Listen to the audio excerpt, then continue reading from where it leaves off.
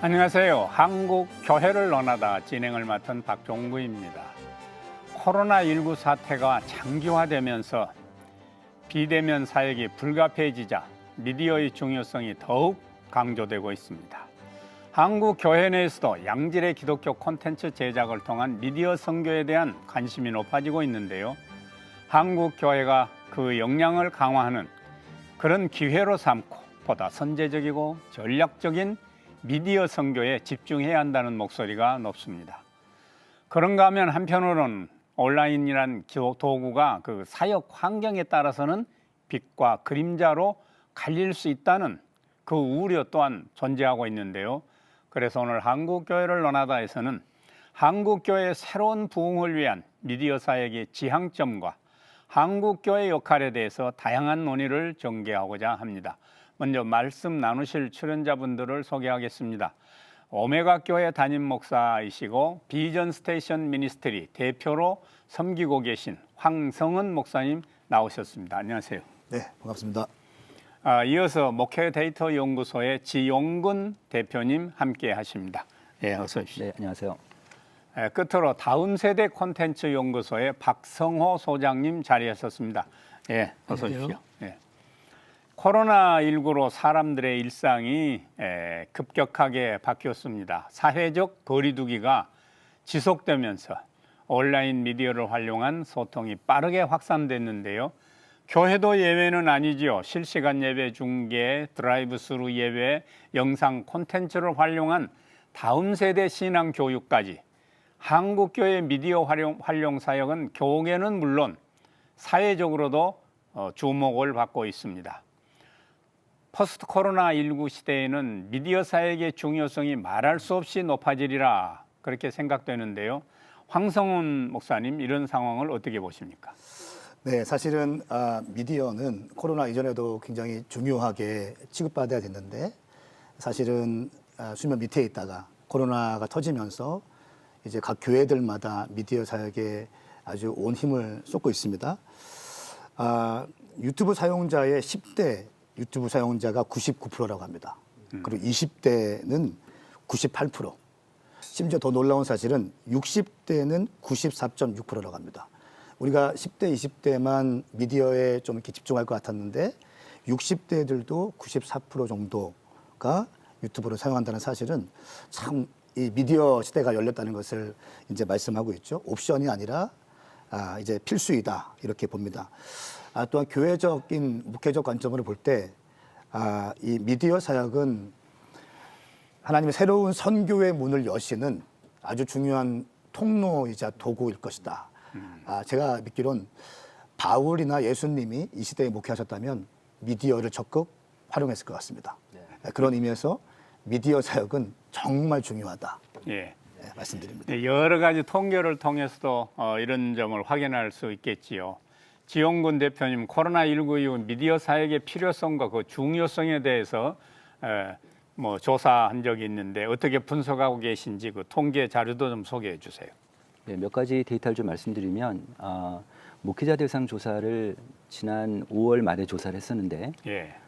그때 데이터를 좀 보면은 그때 1,130명 정도 조사를 했습니다. 근데 주일 예배 때 어떻게 예배를 드리냐 했더니 온라인 예배를 드리는 경우가 한 40%까지 나왔습니다. 예. 그러니까 물론 이제 이전에는 그렇게 많지 않았다가 이제 그 코로나 되면서 이제 많이 올라왔는데 또 목사님들한테 이런 걸 물어봤어요.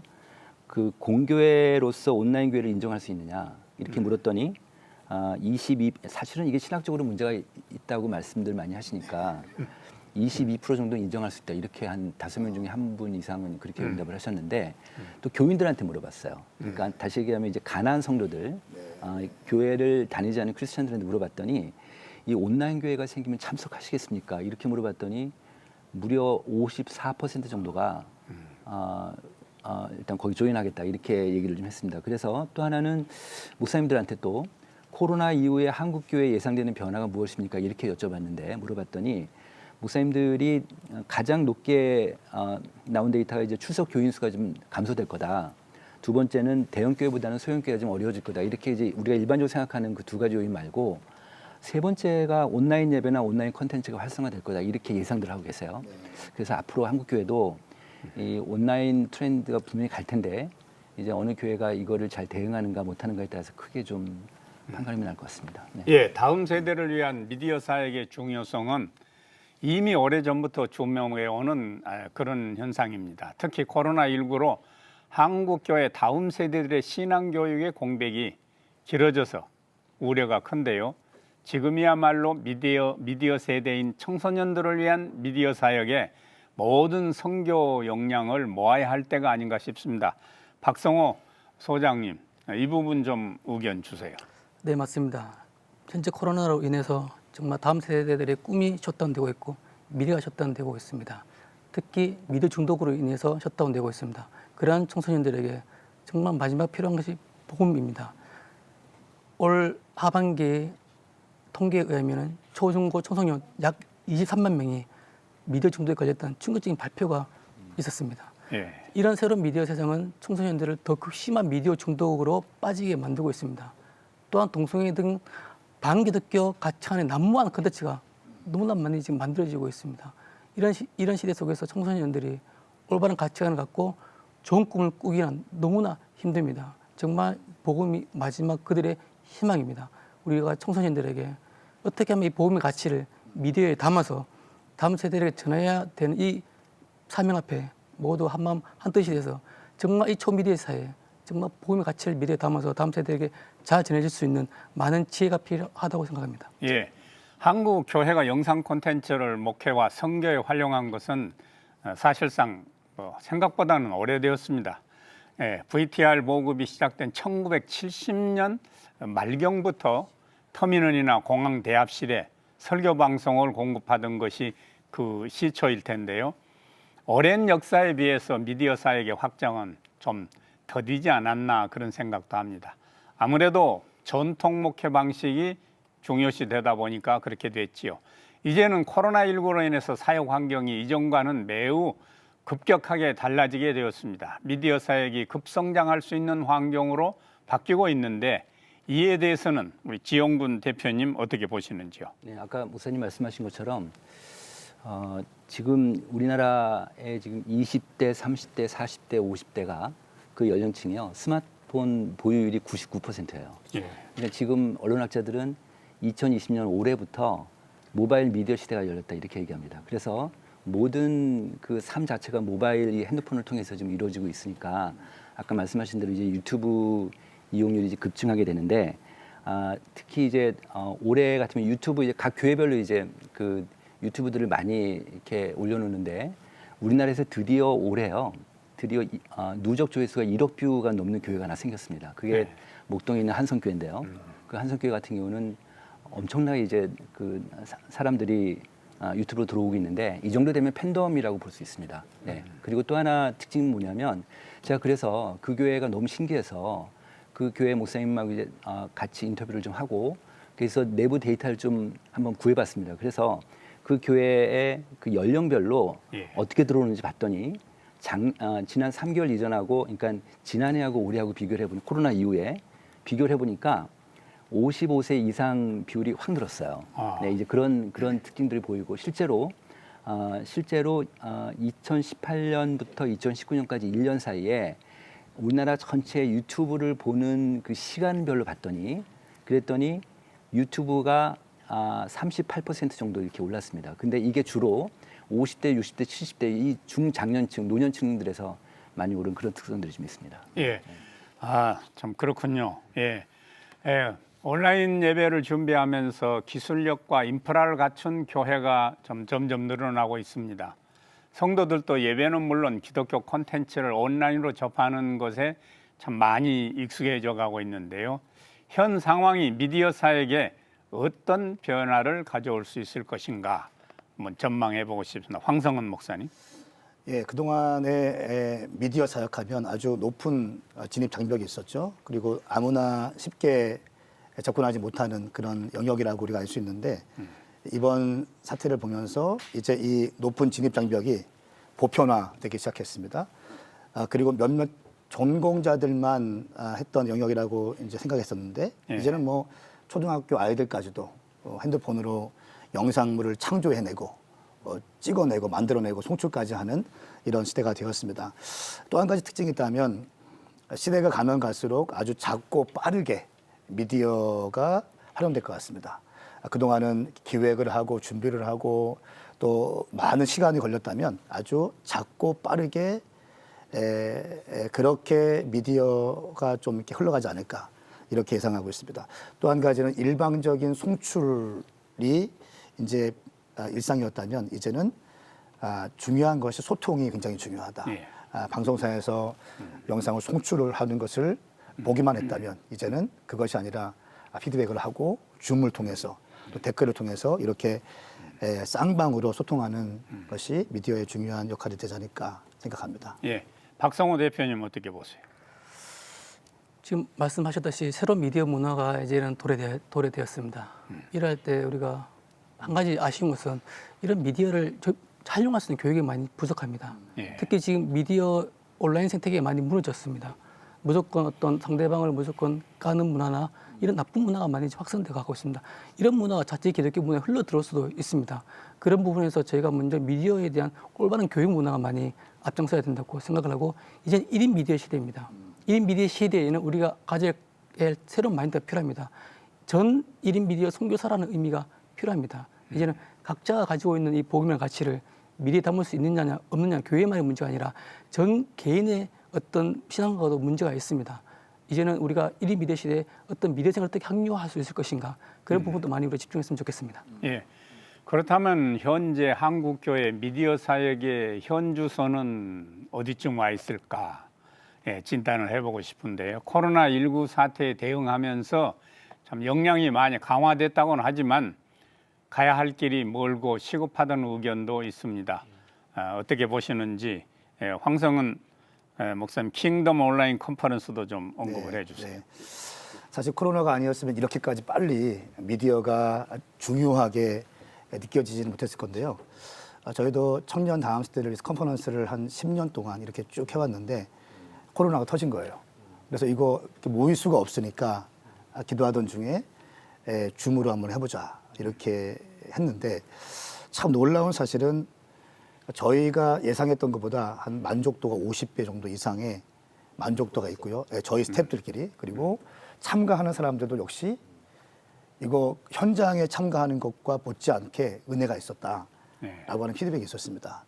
이걸 보면서 이 미디어 사역은 정말 복음화의 또 선교적인 아주 중요한 도구이자 통로이다.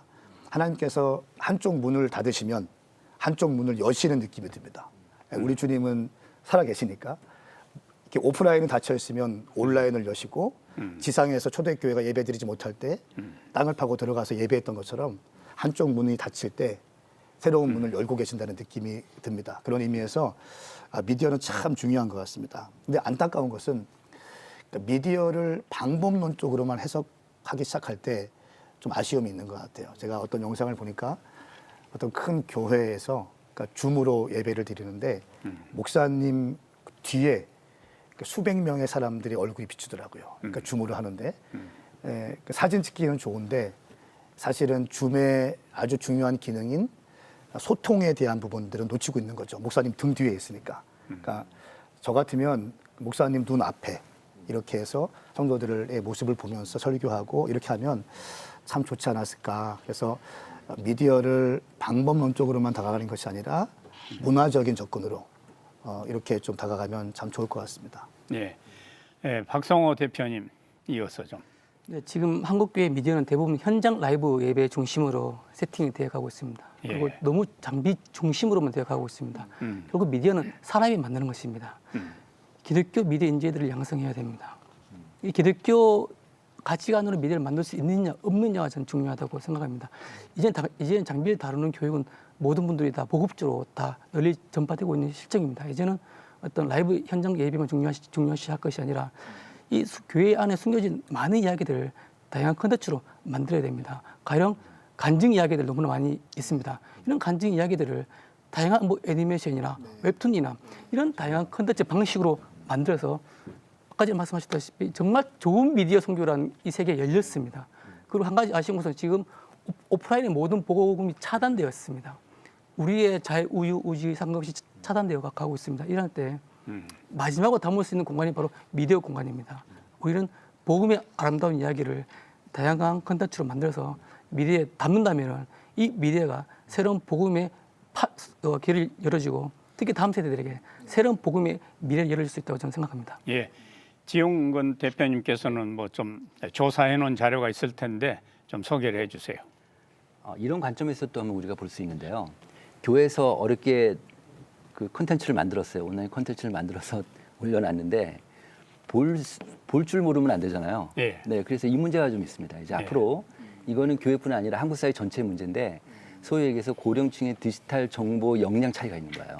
네, 그래서 이거를 우리나라에서 그 과기부에서 매년마다 큰 조사를 합니다. 이게 뭐냐면은 디지털 정보 격차 실태 조사를 하는데 그래서 일반 국민 특히 이제 만약 스마트폰이다 그러면 이 스마트폰을 사용할 수 있는 능력, 역량 이거를 보면은 우리나라 국민들 전체 평균이 100점 만점에 52점밖에 안 돼요.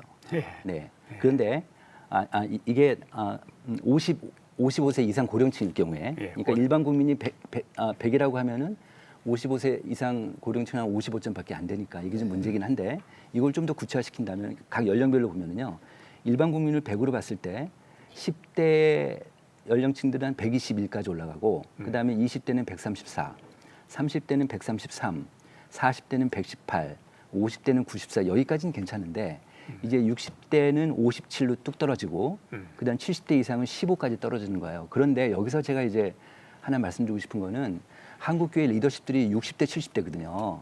그러니까 우리 사회 전체 사회를 끌고 가고 있는 사회적 주체들의 리더십들 중에서 한국 교회가 가장 연령층이 높은 그룹 중에 하나이기 때문에 이분들이 디지털 정보 격차 소외 계층으로 딱 걸려 있습니다.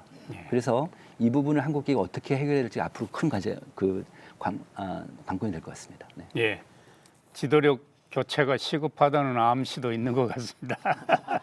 안에서 계속 교육을 시키는 게 되게 중요하죠. 네. 예. 네. 그렇다면 앞으로 교회는 비대면 사역을 어떻게 해 나가야 할까? 각 교회 목회자들마다 그 상황에 따라서 참 고민이 많을 텐데요. 황성원 목사님께서 섬기시는 그 비전 스테이션 미니스트리에서는 내일 무슨 강연을 진행한다고 들었습니다. 준비로 바쁘신 중에 참 나와 주셨습니다만 어떤 내용이 진행되는지 그 핵심을 좀 먼저 소개를 해주시면 좋겠습니다. 네, 비대면 시대의 온라인 목회 사역이라는 주제를 가지고 원데이 세미나를 진행합니다. 저희가 한 달 전에, 2달 전에 킹덤 온라인 컨퍼런스라는 것을 이제 월요일부터 금요일까지 진행했거든요. 또 아침부터 저녁 늦게까지 그러니까 일반 컨퍼런스 하는 거를 일주일 내내 아침부터 밤까지 생방송으로 찍은 거예요. 그러니까 일개 교회에서 스태프들 한 30명 미디어 스태프들과 함께 그러면서 이제 주변에서 어떻게 그렇게 뭐 개척한 지 7년밖에 안 된 교회에서 이런 사역들을 감당할 수 있느냐라고 하는 문의도 많이 있고 그래서 저희가 좀 나누고 있는데요. 거기에 대한 내용은 중요한 것은 이겁니다. 저희 스태프들 가운데 다 비전공자다. 비전공자이고 우리가 하는 장비가 고가의 장비가 아니다. 그러니까 미디어 사역하면 돈을 많이 투자해야 되고 막 그런 느낌이 많은데 그것이 아니고 전공자가 한 명도 없다. 그리고 우리도 개척교회이다. 그리고 그런데 일주일 동안 킹덤 컨퍼런스를 아침부터 밤까지 진행했다. 사고 없이. 전 세계에서 1000여 명 넘는 사람들이 들어왔거든요. 이걸 보면서 도전을 주고 싶은 거예요. 미디어 사역이 그렇게 어려운 게 아니라 마음을 먹고 준비하면 가능한 거구나. 그리고 고가의 장비부터 시작하는 것이 아니라 작은 마음이 있으면 좋겠다. 마음이 잘 풀어지면 좋겠다. 이런 마음에서 이번 사역을 하는데요. 비대면 시대의 온라인 사역, 이미지하고 영상하는 부분들 또 강의하고 비대면 시대의 소모임과 예배에 대해서 예배 기획에 대해서 또 나누고 온라인 예배의 기획에 대해 장비와 프로그램, 뭐 개척교회, 뭐 중형교회 이렇게 좀 나누어서 컨설팅도 해드리고 또 비대면 시대에 돌파하는 교회, 이거는 목회적인 관점에서 나누고 하면서 결국 중요한 게 미디어를 하기 위해서는 미디어 사역자가 필요한데 결국 사람이 중요하다. 결국 제자화가 중요하다라고 저는 생각합니다. 그래서 이런 부분들을 내일 나눌 예정입니다. 예, 그 이제 기술적인 면은 잘 말씀해 주셨는데 그 내용 같은 어떤 컨텐츠 그 내용 부분 그런 것에 대해서는 고민은 안 해보셨습니까? 그러니까 유튜브로 어떻게 우리가 송출할 것이고 어떻게 줌으로 예배할 것인가. 무엇을 띄우고 무엇을 보낼 것이냐. 그런 것들을 이제 내일 강의를 하고요. 특별히 제가 느낀 것은 컨퍼런스 할 때 우리 CTS에서는 콜링갓이라는 프로그램 있지 않습니까? 그거를 착안해서 힐링갓이라고 그래서 전 세계 1000여 명이 들어온 상태에서 줌을 할 때 기도가 필요하신 분 손 들어 보십시오. 라고 했을 때 손 들고 기도의 제목을 나누고 함께 기도해드리고 마지막 기도를 하는데 그분들이 펑펑 울면서 회복이 되더라고요. 그걸 보고 있는 모든 사람들이 다 은혜를 받더라고요. 그러면서 제가 느낀 게 미디어를 너무 터부시하면 절대 안 되는구나. 미디어를 우리가 끌어안고 가야 되는데 거기에다가 중요한 게 소통이 너무 중요한 것 같고 또 목회자의 마인드가 너무 중요한 것 같다라고 하는 생각이 듭니다. 메시지는 몇 프로 정도 비중을 두는가요? 메시지는 없어요? 메시지 있죠. 메시지가 있는데 찬양과 설교와 기도 이렇게 진행했거든요. 예배 순서. 네, 그럼요. 아침부터 찬양, 말씀, 기도회 또 기도해드리는 시간이 있고 그런데 현장에서 받은 은혜 못지않게 큰 은혜들을 받으시더라고요. 예. 교회가 이렇게 주춤하고 있는 사이에 사회의 변화는 빠르게 이루어지고 있습니다. 보다 선제적이고 전략적인 미디어 선교에 집중할 때가 아닌가 생각되는데요. 미디어 세대인 청소년들을 복음으로 또 미디어를 활용할 수 있는 세대로 세워가는 것이 중요하지 않을까 싶습니다. 박성호 소장님, 이 일을 위해서 지금까지도 헌신해 오시는데 그 현장 이야기를 좀 들려주세요. 네, 먼저 우리 10대 청소년들에게 중요한 것은 올바른 미디어 교육과 그들이 문화를 활용할 수 있는 장을 열어줘야 된다고 생각합니다. 예. 사실 지금 교회 안에서 청소년들이 할 수 있는 미디어 문화가 많이 없습니다. 그리고 올바른 미디어 교육이 없다 보니 그냥 세상에서 보여주는 미디어만 따라가고 있는 안타까운 현실입니다. 그런 의미에서 저희 연구소는 매년 여름방학, 겨울방학 때마다 영상 캠프를 진행하고 있습니다. 이런 청소년 시기 때부터 미디어를 분별할 수 있는 분별력을 심겨줘야 됩니다. 네. 그리고 미디어를 활용할 수 있는 창조적 능력을 길러줘야 됩니다.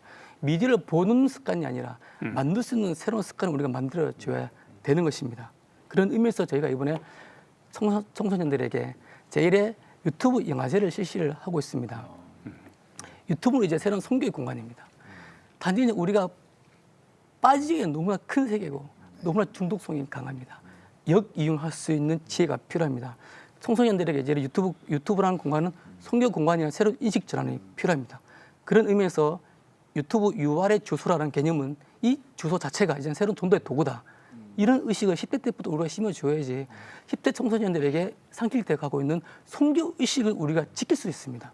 지금 사실 청소년들한테는 이 영성이라는 것이 많이 상실돼 가고 있습니다. 예. 제가 캠프를 하면서 제가 많이 느낀 것은 미디어를 터치하는 순간 그들의 눈물이 터지고 영성이 회복됩니다. 왜냐하면 그들의 모든 감각기관은 미디어로 다 통일되어 있습니다. 우리 미디어를 중요한 것은 터치하지 않고 다른 부분을 통해서 청소년들을 터치하다 보니 방법은 좋은데 길이 잘 안 열려진 안타까움이 있었습니다. 미디어 세대들에게 어찌됐든 미디어가 필요합니다. 왜냐하면 청소년들에게 미디어는 절대적 공간입니다. 그리고 두 번째, 자유학기제가 있습니다. 이 자유학기제라고 하는 것은 이제 다양한 수업 방향을 이제 제시하는 학교 교육 제도인데 이 자유학기제를 통해서 우리 기독교 강사들이 자유학기제에 많이 들어가 파견이 돼야 됩니다. 지금 학교 교육 현장에서 뭐 동성애, 낙태 등 이런 반성경적인 교육이 너무나 난무합니다. 이럴 때 우리 기독교 교사들이 학교에 들어가서 성경적 가치관으로 새로운 미디어 교육 운동을 일으켜줘야 합니다. 좀 전에 제가 아까 말씀드렸던 것처럼 제가 이 제1회 청소년 유튜브 영화제를 통해서 제가 또 하나 또 꿈꾸고 있는 것은 바로 장학금 주는 문화입니다.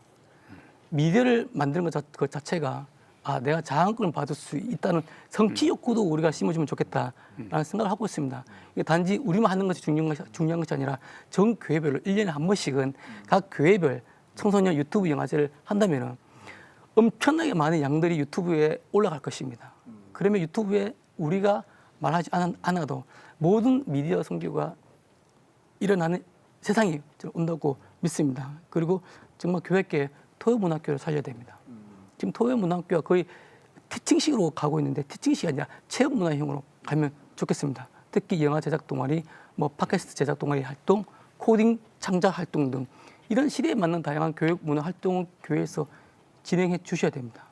그렇게 해서 청소년들이 숨겨진 끼와 재능을 교회에서 발견하고 그 숨겨진 끼와 재능을 발견함으로써 스펙이 아니라 새로운 비전 가치관을 심어주는 이런 새로운 교육 운동이 저희 교회 안에서도 일어나야 될 것 같습니다. 그리고 마지막으로 정말 지금 이단들이 지역마다 청소년 문화센터를 설립합니다. 왜 지역마다 청소년 문화센터 설립하냐면은 이걸 설립해야지만 전문적으로 청소년 사역을 할 수가 있습니다. 특히 교육부나 지역 교육지원청들 같이 MOU를 맺어서 의무적으로 청소년들이 가게끔 만듭니다. 저희들 또한 범기독교적으로 청소년 미디어 문화센터가 필요합니다. 전문적인 청소년 프로그램을 개발해야 될 필요성이 있습니다. 또한 청소년 지도사 등 청소년 전문가들을 활용해서 앞으로 정말 전문적인 미디어 사역을 조금 더 폭을 넓혀 가야 되지 않나라는 생각을 합니다. 그래서 정말 미디어 세대들이 주인공입니다. 이 주인공들한테 우리가 많은 기회를 열어줘야 됩니다.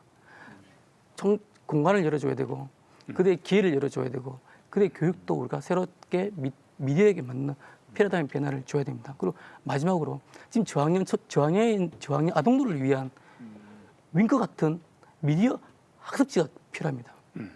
이전에 성경 공부가 한국교회가 공과 공부식이라는 어떤 전통에서 조금 탈피해서 새로운 미디어 시대에 맞게끔 미디어 학습지나 미디어 교육 방법이 필요합니다. 그런 새로운 어떤 그런 미디어 매체를 이용해서 정말 아동들부터 미디어에 너무 많이 노출되어 있고 중독에 빠지고 있습니다. 이 아동들에게 우리가 어떤 콘텐츠를 제공할 수 있냐 없느냐가 다음 세대의 가장 큰 숙제가 아니겠나 그렇게 생각하고 있습니다. 예. 비대면 사역의 중요성이 높아지면서 기독교 방송의 역할도 더욱 중요해지지 않았나 싶습니다. CTS는 이번 코로나19 사태로 교회 모임이 어려워지자 발빠르게 온라인 주일 예배, 또 TV 여름 성경학교 등을 제작해서 한국 교회를 도왔는데요. 이에 대해서는 어떻게 보시는지 또 제언하실 말씀이 있다면은 좀 부탁해 주시기 바랍니다. 지용근 대표님.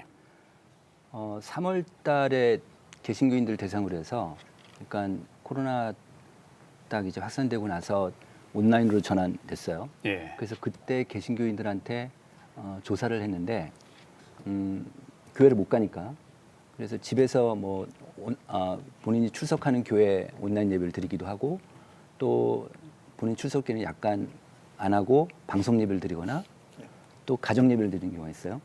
그런데 그때 데이터 중에 약간 그 의미가 있는 데이터 하나 있었습니다. 뭐냐면 집에서 그러니까 가정 예배를 드리거나 온라인 예배를 드리거나 방송 예배 세 가지 중에 하나인데 이 세 그룹에 대해서 만족도를 물어봤어요.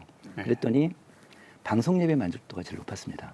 예. 방송 예배가 아마 이제 왜 그럴까 싶었더니 방송 예배는 설교자 그래도 아무래도 유명 설교자가 나오니까 그리고 이제 기독교 방송 분들하고 이제 말씀을 나눠보면은 예전에는 그러니까 예전 주일날 프라임 타임이 이제 한 10시까지 정도였는데 이제 10시 정도 되면은 교인들이 이제 옷 입고 교회 가야 되니까 근데 지금은 한 12시까지로 늘린 거예요. 그러다 보니까 몇 분의 유명 설교가들 이제 더 여기다 넣고 이러면서 이제 만족도가 올라가고 또 이러다 보니까 기독교 방송 헌금 ARS 헌금도 더 늘어나는 효과도 있을 건데요. 그런데 그때 3월 달하고 이번에 7월 달에 또 한번 재봤습니다. 아직 발표는 안 된 자료예요. 다음 주에 발표되는데 이 자료 보면은 방송 예배 비율이 올라갔어요. 네, 그러니까 그 4개월 사이에 방송 예배를 보는 사람들이 좀 더 늘어났어요. 네, 이런 특성들이 있고 또 하나는 이 방송 예배를 그러니까 방송에서 예배뿐 아니라 여러 가지 기독교 콘텐츠를 많이 넣잖아요. 그런데 가난한 성도들 있죠. 그러니까 크리스찬 중에서 자기가 크리스찬이라고 고백은 하지만 교회 안 다니는 사람들이 그 일반 지역교회에서는 어떻게 관리가 안 되잖아요. 근데 이분들하고 유일한 연결고리가 기독교 방송입니다. 그래서 이 방송의 역할들이 좀 점점 더 커질 것 같긴 한데 그러니까 제가 생각할 때는 이런 좀 이슈가 있어요. 그러니까 기독교 방송이 어떻게 보면 교회로부터 후원을 받아서 이제 계속 유지하면서 교회를 도와주고 어시스트하고 이런 역할을 하는데 어떤 경우에는 플레이어로 갈 수도 있다. 그러니까 어느 정도 교회를 선도하게 되고 또 교회가 못하는 이 방송 콘텐츠, 온라인 콘텐츠들을 계속 만들어서 교회에 제공하고 뭐 이런 역할도 좀 방송이 할 수 있지 않을까. 또 하나는 2017년에 우리나라에서 공식적으로 된 가난 성도 비율이 23%예요. 그럼 200만 명이 좀 넘습니다. 근데 지금은 저희가 비공식적으로 재보면요 거의 30%까지 올라가요. 그런데 이 코로나 때문에 지금 교회를 못 가는데 또 제가 아까 좀 전에 말씀드린 대로 3월달하고 7월달 재보니까 3월달에 교회 가다가 안 가서 집에서 예배들 안 드리는 사람이 있을 거 아니에요. 분명히 있는데 지금 예배를 안 드리는 사람이 올라갔어요. 더 아무래도 교회를 못 가니까 아예 그럼 뭐 그냥 주일날 예배 안 드리는 이런 비율이 좀 올라가니까 아마도 지금부터 해서 내년까지 계속해서 가난 성도 비율이 올라갈 것 같아요. 네, 이렇게 되면 이 가난 성도를 별도로 관리하는 한국교회 전체적인 시스템이 필요한데 저는 그게 기독교 방송이라고 봤습니다. 기독교 방송이 그 역할을 정말 잘해야겠다. 예컨대 가난 성도들을 대상으로 한 프로그램도 이제는 집중적으로 만들 필요가 있겠다. 이런 생각을 해봤죠. 네. 예, 지영근 대표님이 가난 성도라는 말을 빈번하게 사용하시는데 그 세칭 가난 성도인데 그거 좀 정의를 좀 해주세요. 네. 가난이 그 말을 거꾸로 하면 안 나가지 않습니까? 그러니까 교회는 안 나가는 크리스찬 이렇게 저희가 보통 통칭해서 이렇게 말하고 있습니다. 교회를 안 나가, 교회 안 나가는 공간 예배, 대면 예배는 네, 안 나가는데 네, 성도란 네, 말이죠. 또 하나 말씀드릴 수 있다면은 이거예요. 자, 교회 출석하다가 지금 교회를 안 가는데 우리 교회가 온라인 시스템이 잘 돼 있어요. 그래서 나는 매주 안 가는 거예요. 그리고 헌금은 내지만 그런데 우리 교회 온라인 시스템을 온라인 예배를 계속 드리고 온라인 콘텐츠를 이렇게 시청하면은 자, 이 사람들을 가난 성도라고 해야 될까 안 해야 될까? 그러니까 이런 가난 성도에 대한 개념 정리도 다시 할 필요가 있습니다. 신학적 우리가 신학적 좀 작업을 해야 될 것 같습니다. 박성호 대표님. 예, 정말 이런 발빠른 미디어 지원 사용은 정말 귀하고 귀한 섬김이라고 생각을 합니다. 네. 앞으로 이런 부분에서 더 많은 지원이 CTS를 통해서 일어났으면 좋겠다는 생각을 하고요. 이제는 미디어를 말하면서 클라우드를 말할 수 없습니다. 이제 미디어가 점점점 방대한 용량으로 늘어나고 있고 이런 방대한 미디어를 담을 수 있는 어떤 공간이 필요하고 공유할 수 있는 새로운 미디어 플랫폼이 필요합니다. 이런 것들은 개교회가 사실 구축하기가 좀 힘든 부분들입니다. 이런 부분들은 좀 CTS가 앞장서서 또 클라우드 서비스 기반 같은 기술과 또 서버 기술 같은 걸 확보해서 한국교회가 이제는 단지 그냥 보여주기 위한 식 컨텐츠가 아니라 좀 많은 컨텐츠를 또 활용할 수 있는 새로운 방식의 미디어 플랫폼을 개발하는 데 앞장서서 주면 고맙겠습니다. 예, 황성원 목사님 보충해 주세요. 네, CTS가 설교 영상들 아주 좋은 양질의 설교 메시지들을 송출하고 계신데요. 이제 그거가 이제 개 교회에서도 그것들을 하고 있죠. 저희 교회만 해도 모든 예배 영상들을 송출하고 매일 말씀을 나누는데 그걸 편집해가지고 올리거든요.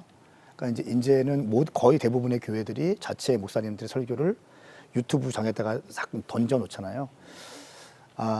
이제 CTS가 해야 될 제가 볼 때는 말씀하신 성문박 성도들, 가난한 성도라고 할 수 있죠. 약간 교회에 멀어진 상처 입은 사람들, 개 교회가 쉽게 할 수 없는 일들. 그리고 또 한 가지는 그 다음 세대와 청년들에 대한 좀 이렇게 영상들을 많이 제공하면 좋겠다. 왜냐하면 우리 1세대 믿음의 선배들이 열심히 기도하시고 한국교회가 지금 이렇게 건강하게 세워졌고 지금 조금 힘든 부분도 있지만 그러나 다음 세대와 청년들 바라보면 지금 너무 힘든 상황이기 때문에 믿음의 유업이 이어가야 되기 때문에 다음 세대와 청년들을 향해서 조금 더 힘써 주시면 대단히 감사하겠다. 이 말씀 드리겠습니다. 예, 코로나19 이후에도 미디어 사역은 더더욱 확장되리라 생각되는데요. 교단 차원에서 또 지역교회, 개교회 차원에서 또 미디어 전문 사역단체나 기독교 방송까지 다양한 노력들이 필요하리라 생각됩니다. 교회 영상 시스템 구축에서부터 급감하는 다음 세대를 위한 기독교 콘텐츠 개발, 국내외 선교 활동 등 미디어 사역의 바른 방향성과 과제에 대해서 우리 좀 자유롭게 의견을 나누고 싶습니다. 박성호 목사님 계속하세요. 예. 박성호 대표님. 네네. 네. 예. 제가 갑자기 예. 먼저 세대별 컨텐츠 개발에 앞장서야 될 것 같습니다. 예. 좀 전에 말씀드렸던 것처럼 이제는 10대만의 미디어 문화가 아닙니다. 전 세대가 미디어를 확류하고 있습니다. 이런 때 전 세대별 다양한 컨텐츠가 필요합니다. 원소스 멀티 유저라고 해서 하나의 좋은 소스를 다양한 포맷의 영상으로 만들어낼 수 있는 기술이 저희들에게 필요합니다. 그리고 지금 한 가지 안타까운 것은 실버 세대들을 위한 컨텐츠가 너무나 많이 없습니다. 예. 사실 한국교회 60% 이상이 실버 세대들입니다. 하지만 실버 세대들을 위한 영상 문화는 전혀 없습니다. 이런 실버 세대들을 위한 다양한 컨텐츠가 필요합니다. 또한 OTT 서비스라고 해서 요즘 잘 알고 있는 넷플릭스 엄청난 파워를 지금 자랑하고 있습니다. 예. 이 넷플릭스의 핵심이 양질의 컨텐츠입니다. 좀 전에 말씀을 잘 하셨는데 이제 개교에서도 양질의 컨텐츠를 만들어내야 됩니다. 그 컨텐츠를 담을 수 있는 공간이 필요합니다. 이 새로운 기독교만의 OTT 서비스 공간을 만들어서 6만 교회 컨텐츠를 담을 수 있는 공간이 필요하다면 정말 새로운 미디어 문화를 우리가 주도할 수 있다고 생각합니다. 그래야 1년에 한 번씩이라도 교회 컨텐츠 대전이나 교회 잘 만든 컨텐츠 교회를 우리가 또 선정하고 그런 교회들을 우리가 서로가 또 지지도 하고 그렇게 해서 한만 미디어 플랫폼을 열어갈 수 있는 새로운 미디어 문화를 저희가 열어가야 된다고 생각을 합니다. 또한 이제 세계 선교도 이제 오프라인으로 이어진 세계 선교가 아니라 새로운 미디어 세계 선교가 필요합니다. 가령 예를 들어서 현지에 미디어 허브 공간을 설치를 하고 현지 미디어 전문가를 세워서 한국에서 이제 선교를 지원을 하고 분기별로 선교사님들이 가서 어떤 코칭만 해주는 이런 새로운 미디어 세계 선교를 열어가야 되지 않나라는 생각합니다. 지금 저희가 코로나19로 인해서 닫혀버린 세계 선교가 쉽게 열릴 것 같지는 않습니다. 예. 결국 다시 미디어가 답입니다. 예. 네. 이런 현지에서도 미디어 공간을 우리가 또 서버를 통해 가지고 충분히 할 수 있다고 생각합니다. 목회 현장에서 이제 황성은 목사님. 한국 교회 과제가 지금 이제 미디어 얘기를 계속 하고 있는데 그러니까 미디어를 만들어내는 게 결국은 사람이지 않습니까? 예. 그러니까 미디어를 보면 영성이 보여요. 그러니까 저희 교회 미디어 사역자들이 만들어 놓은 영상을 보면 사실은 영성이 보이거든요. 그랬을 때 결과물에만 집중하는 것이 아니라 그 결과물을 만들어내는 사람이 결국 중요하다. 그래서 양질의 미디어 사역자를 양성하는 게 중요한데 기술적인 부분만 탁월한 게 아니라 정말 사실은 미디어는 비본질이라고 저는 보거든요. 네. 본질은 복음이고 네. 미디어는 비본질인데 이 비본질이 아무리 좋고 화려한들 본질이 왜곡되어 있으면 잘못된 거라고 보거든요. 네. 그렇게 하기 위해서는 양질의 미디어 사역자를 양성하는데 어떻게 가능한가? 제가 어떤 교회에서 얘기 들었는데 이제 코로나가 터졌어요. 예배 드리지 못해요. 그러니까 우리 헌금합시다. 헌금해서 미디어 장비 구입합시다. 수억 원이 필요합니다. 이런 얘기를 들었습니다. 잘못된 접근이라고 봅니다. 이것이 아니라 사람들을 키워내고 제자화를 하고 왜 이것이 필요한지 멘토링을 해서 거기에 내 부르심을 발견하고 그 부르심 앞에 내 삶을 드릴 수 있는 미디어 사역자들이 일어날 수 있다면 돈이 문제가 아니라 저는 얼마든지 사역이 가능하다고 보고 있고요. 이것이야말로 결국 사람이 중요하다. 교회는 사람을 살리는 곳이기 때문에 사람이 중요하고 사람을 통해서 미디어를 만들어내고 말씀하신 선교도 역시 사람이 만들어낸 미디어를 통해서 복음이 흘러가기 때문에 결국 복음으로 무장되어져 있고 아주 탁월하게 준비되어져 있고 기도하고 말씀을 깊이 묵상하는 미디어 사역자들이 또 목회자와의 좋은 파트너십을 갖고 혹은 목회자의 권위 아래서 충분하게 안식하면서 같은 비전으로 나아갈 수 있는 제자화된 미디어 사역자가 너무 중요하다라고 봅니다. 지영군 대표님 좀 보충했어요. 그 아까 앞부분에 목회자 대상 조사 그 그래프를 잠깐 보시면요.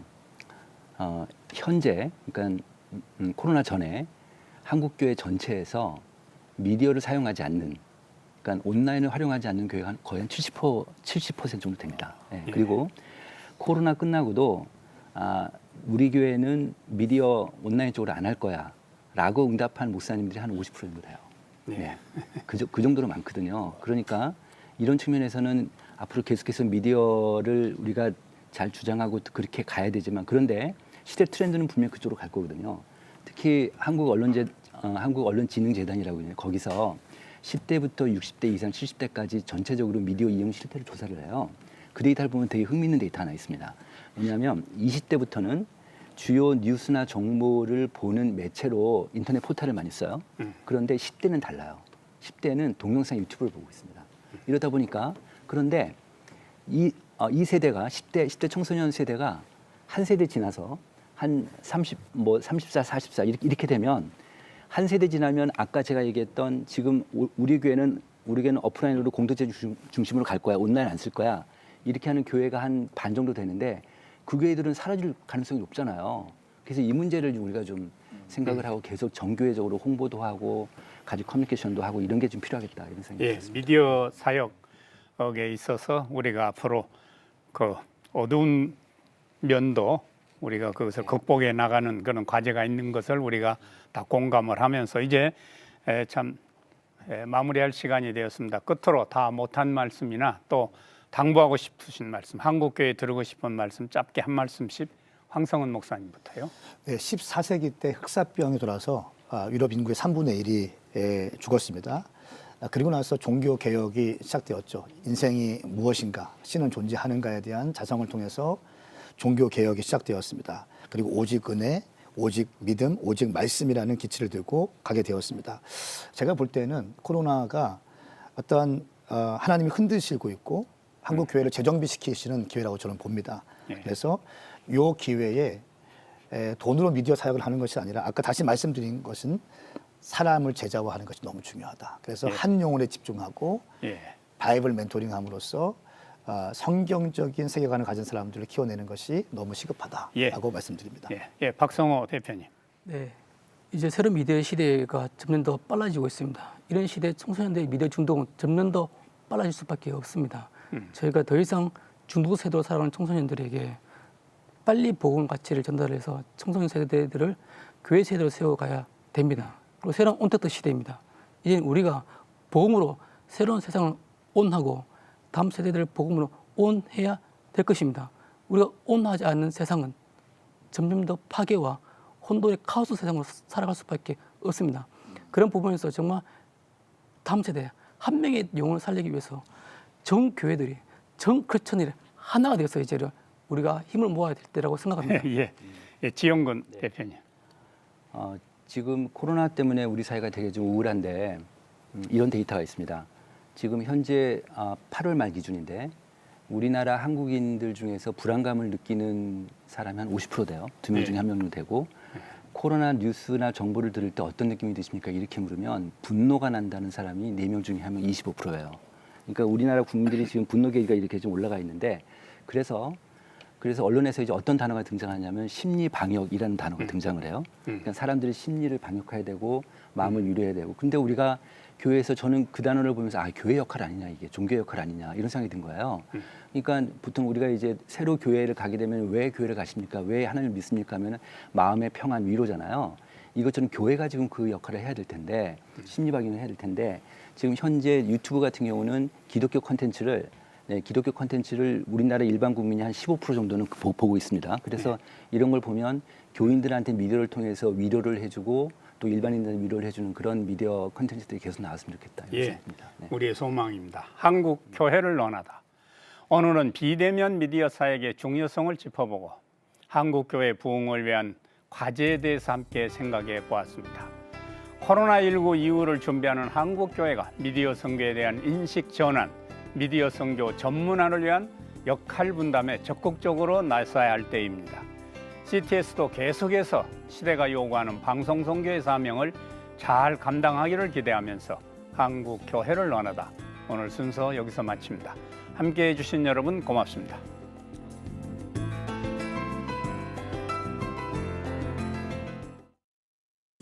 이 프로그램은 CTS 방송가족의 사랑과 후원으로 제작되었습니다.